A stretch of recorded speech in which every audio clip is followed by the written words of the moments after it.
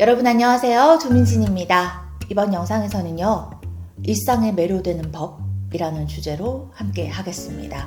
우리가요, 주변에 매력적인 사람이 되는 것도 의미 있는 일이지만요, 사실 저는 나 스스로가 일상에 좀 매료된 채로 살 수 있다면 그거는 정말 훨씬 더 행복하고 축복받은 일이 아닐까 하는 생각을 하거든요.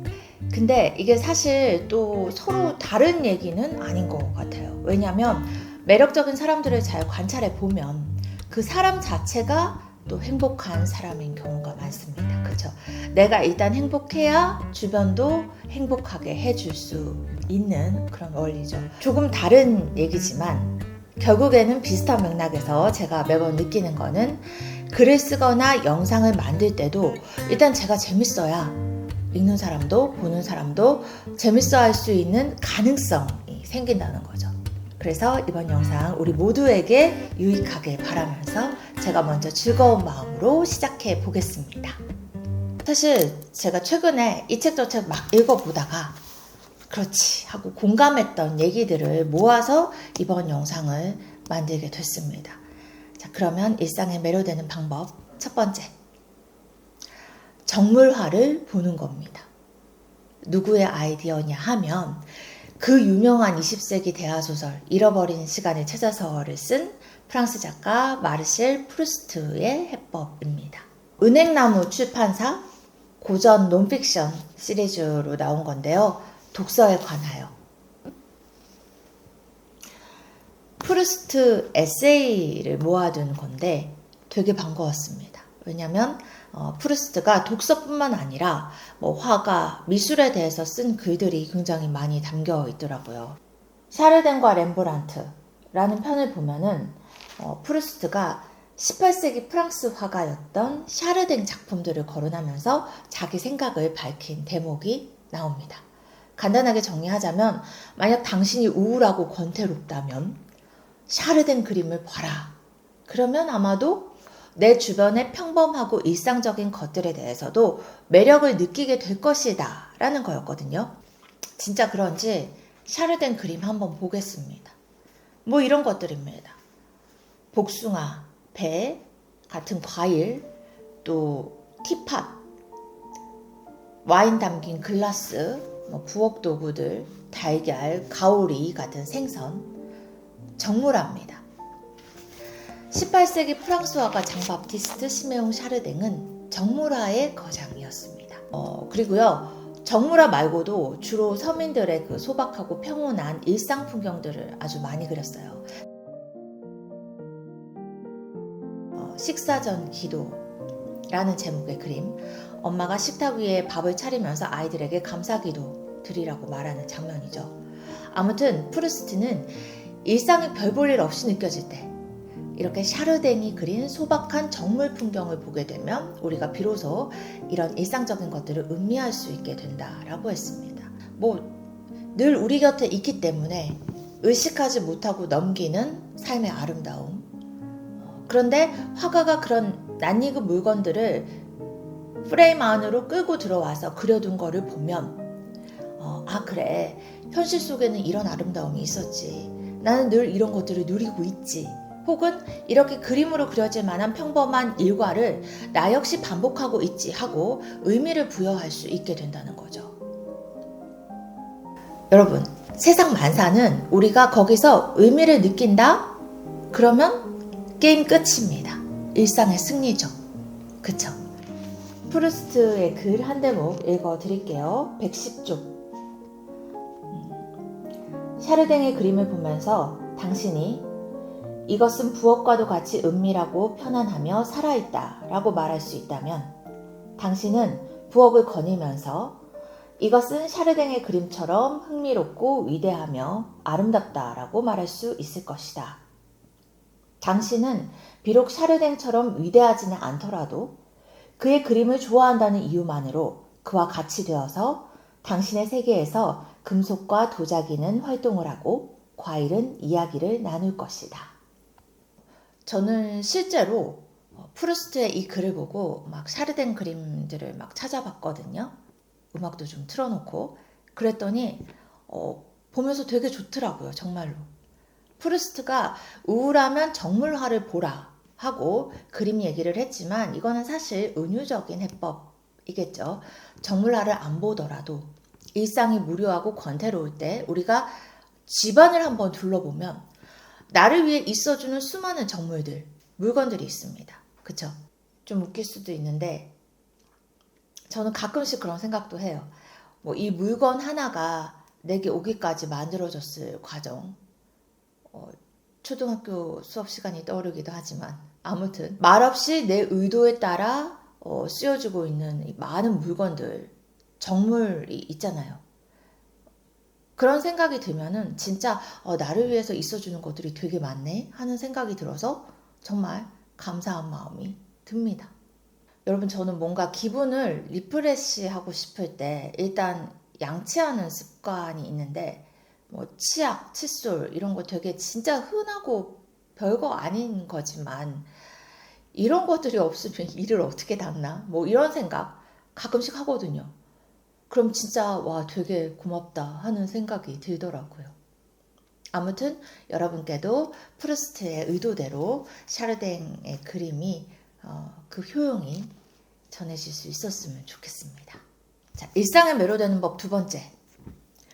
관심사의 폭을 넓히자는 겁니다. 이거는요, 20세기 지식이었던 영국 철학자 버트런드 러셀의 해법입니다. 러셀이 쓴 행복의 정복이라는 책에서 읽고 그래 그렇지 하고 제가 크게 공감한 챕터가 있어서 나눠볼게요. 러셀은 기본적으로 행복은 저절로 굴러들어오는 게 아니야.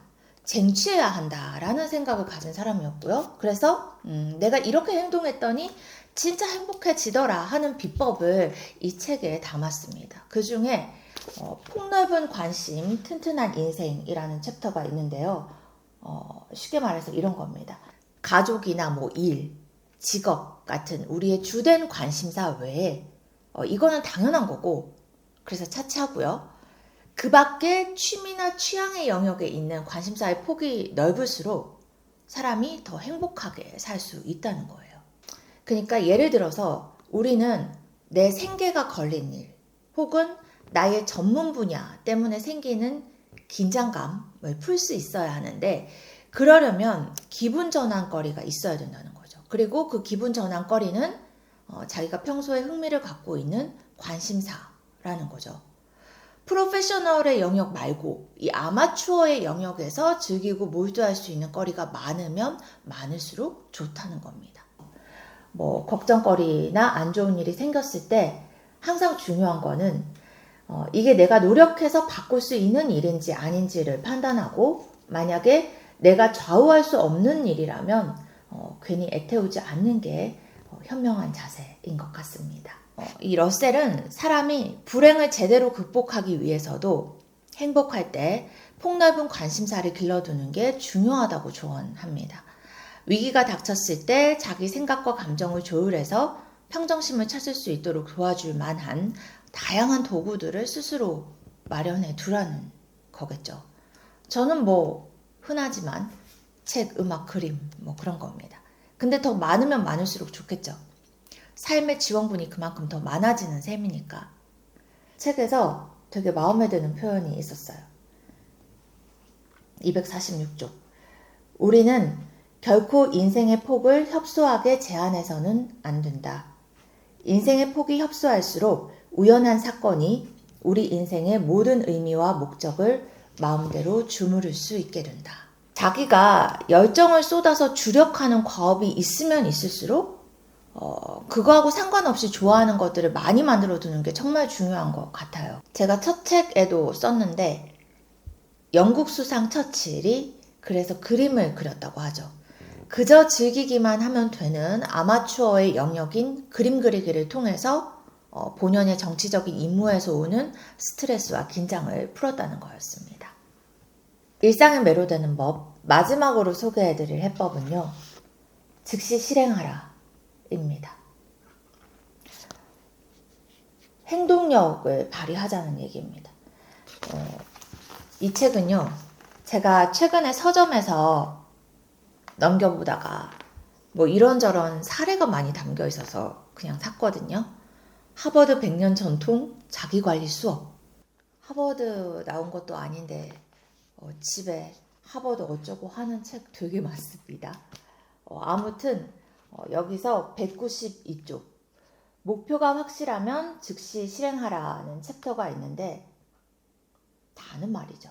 근데 나폴레옹 말이 소개되어 있더라고요. 진짜 지혜란 과감한 패기다 라고 나폴레옹이 말했습니다.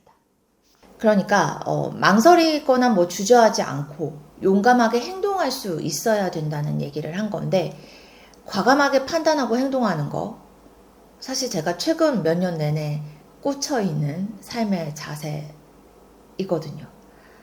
제가 나름대로 궤도에서 이탈해서 진로를 틀었잖아요. 과감하게 퇴사하는 걸로. 근데 이 책에서 되게 힘이 되는 문장을 발견했습니다. 한 줄 읽어드릴게요. 과감한 판단과 행동은 자기 의지만으로 되지 않는다.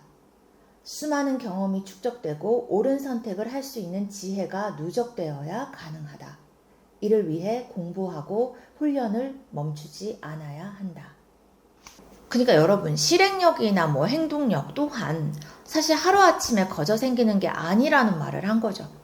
나름 내공이 쌓이면서 행동력도 배가 되는 것 같습니다. 솔직히 판단력도 없고 책임감도 없는 사람에게 무조건 실행력, 행동력을 강조할 수는 없겠죠. 적어도 실행력을 거론할 때는 자기 판단이나 믿음에 대한 확신이 있어야 되는데, 그런 확신이 결국 경험에서 오는 것 같더라고요. 아무튼 여기서 중요한 거는 아무리 좋은 판단을 해도 행동으로 옮기지 않으면 소용이 없다는 거. 확실한 거는요, 행동력이 없으면 일상에서 기쁨을 느끼기 쉽지 않습니다. 내가 무기력할 때를 생각해보면 바로 알 수 있죠.